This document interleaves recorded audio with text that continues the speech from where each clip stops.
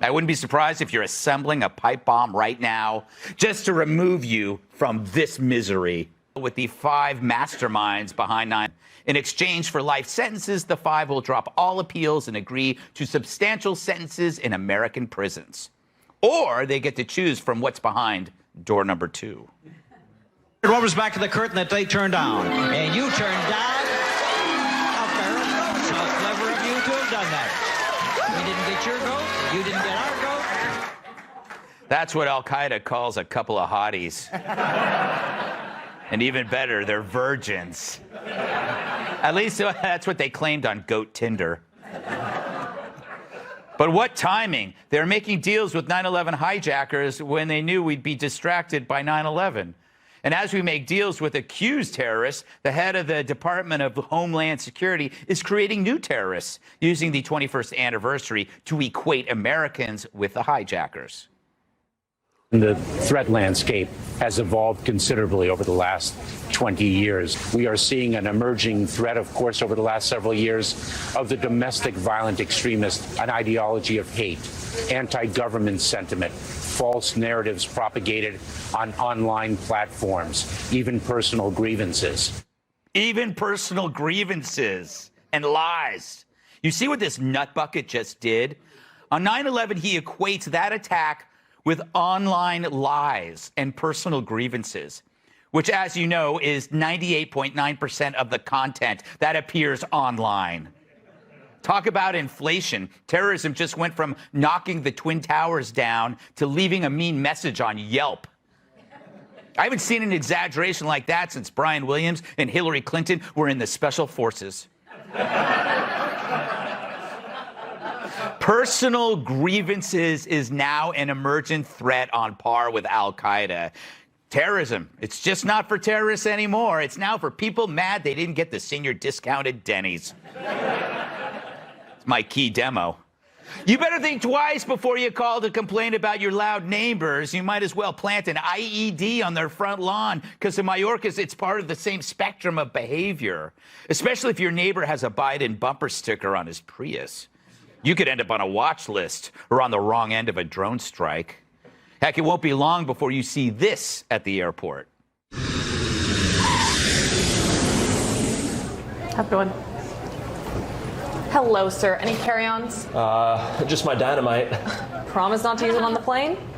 Sure. Enjoy your flight. Oh my God. Oh my God. Security, red hat, security, terrorist at gate 9. I repeat, terrorist at gate 9. Wait a second. I'm the terrorist here. This is stolen valor. You know how hard it is to get dynamite when you're on the watch list? Sir, please take your seat. No, I want an apology. How about a drink voucher? No alcohol, please, okay? I'm on antibiotics. It's a virgin daiquiri. Oh, well, in that case, I'll take 72. Okay. What's going on? There you go. Thanks so much. Of course. Nice. Very good, Gene. Now, maybe I'm exaggerating, which I've done a million times. Little humor there. But you see what's going on, right? When this jackass says the threat landscape has evolved, he's really saying we've gone ahead and widened it, which is normal if you're Brian Stelter's tailor and you're talking about his pants. But this is to stoke fear ahead of the midterms and keep you from voting red.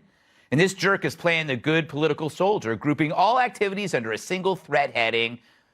It's not good. Terror is in the eye of the politically aggrieved now. So an insult on Twitter can just be a stepping stone to flying a plane into a building. But like the president's drool, this kind of threat only flows one way. They don't seem to mind rhetoric online when it's coming from unhinged liberals or even violence. The Democrat leader who allegedly murdered a Las Vegas journalist is still on the payroll. Apparently, he's not a threat. In fact, some in the media said it's Trump's fault when Democrats attack journalists. Karen Bass, the Democrat mayor candidate for L.A., mysteriously lost a pair of guns. Nothing to see there. An illegal migrant beheads a lady in Silicon Valley. I guess to the DHS, it was just a bad haircut. The victim should have called a social worker. But you're worse than all of them because of your beliefs. And now you're worse than Al-Qaeda. You know, I'm starting to think maybe we shouldn't have given the government these powers to fight terrorism in the first place. They used them against the president, and now they're using them on us. And remember, Mayorkas is the same guy who allowed a tragic spike in migrant drownings due to the unfettered flow of illegal immigration. Instead, he preferred to falsely smear one of his employees, a Border Patrol agent, for doing the job that he won't do. I'm beginning to think this ass is employed to make Kamala look competent. It's not working, but anyway. Under his watch, we've seen Americans die by hundreds of thousands from fentanyl that's coming through the border. What a convenient way to weaken the domestic threat. Or maybe that's his idea of winning the war on drugs. Let the users die. But if we were to do the numbers in terms of American deaths, that alone would make Mayorkas many times worse than Al-Qaeda. A couple of thousand victims a day, every day. You call that Homeland Security, you pointy-eared, chrome-domed gremlin? He's doing is hundreds of thousands of times worse than January 6th. But we get it. This is happening as the Justice Department has issued roughly 40 subpoenas this past week in connection with January 6th and efforts to overturn the election. All this is real terrorists pour through our border like a fart through an N95 mask. I don't know why I know that. Which sets the stage for more January 6 hearings, which the media embraces for its distracted power.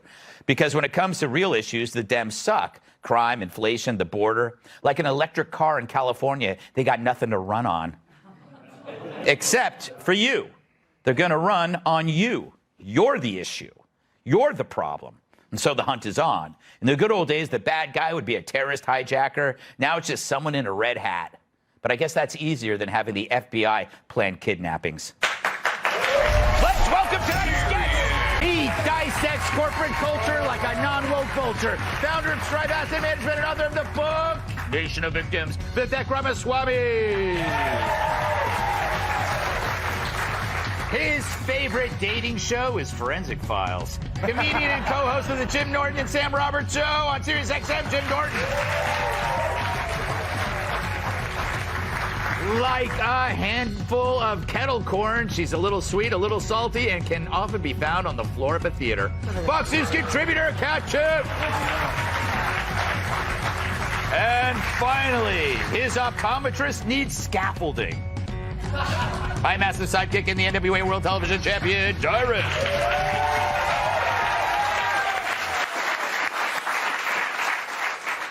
Jim, are you a terrorist? You have 1 minute to prove me wrong. Greg, that's an excellent point. Yes, I take off my clothes and I just frighten people out of the room. It's this whole, look, domestic terrorism, all right, yeah, it's got to be addressed. But let's have an honest conversation about it. Like, I'd much rather have my pilot yell, "Let's go, Brandon," than Allahu Akbar. That joke deserved applause. Oh, I totally agree. No. What, are you guys like asleep up there? How about this? Alexander Mayorkas, he looks like Jeff Bezos in a Gollum mask. There you go. There you go. One more? Nope. Okay. Usually things come in threes. That's what at least when you're dating. Boy, do I know that. Oh my God, I had where three are kids we? in 1 year. Yeah. Not triplets. Yes. Vivek, what do you make of Mayorkas' performance on 9/11? Seems kind of wrong to me. Yeah, it was wrong, but at the same time, I think it's like a 20-year game of ping pong because we actually did do some pretty messed up things in this country on the back of 9/11. Yes. Let's keep in mind that was the Republican Party on the back of 9/11 created a surveillance state that now we live to actually pay for those sins, with another party that came into power is using that to not address international terrorism, but what they call domestic terrorism, really just their political enemies here at home. Now play that game of ping pong forward 4, 8, 10 years. Could be the Republican Party perpetrating in the other direction. Turn the table, see how the people who are proponents of it now would feel. That's the game we're playing. I like what you're saying. So the Republicans get in power, and then we do it to them. It's what's gonna. It's what's gonna happen. It's what's gonna happen, like it or not. I was being ironic, you audience people. Basically, what you're saying, I was for the Patriot Act back then, but now the Patriot Act is focused on me, and I don't like it anymore. Well, that's a good point. It's true. So it's true. It's true. I'm a hypocrite. Turn the tables. If you feel differently, it means you're not following principles. That's what I say. Exactly. What are principles anyway? Kat, is Mayorkas inciting violence against Trump supporters, and does me raising that question incite violence against him? I guess incitement of violence is in the eye of the beholder. Like, That's